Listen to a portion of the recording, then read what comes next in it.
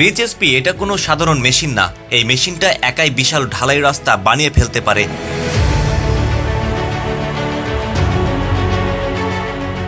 এই মেশিন দিয়ে এমনভাবে কংক্রিট ঢালা হয় যেন কেউ বিশাল একটা সাদা সিল্কের কাপড় বিছিয়ে দিচ্ছে রাস্তায়।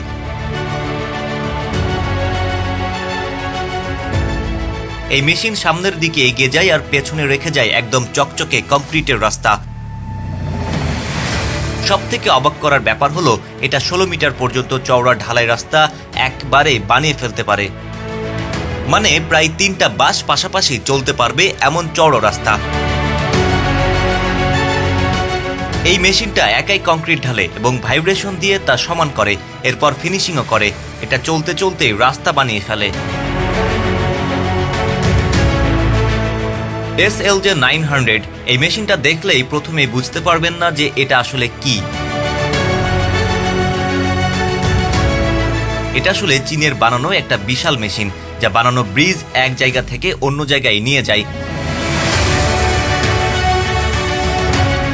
এই মেশিনটার ওজন প্রায় 580 টন আর লম্বাই 90 মিটার। মানে এই মেশিনটা একটা ফুটবল মাঠের চেয়েও লম্বা।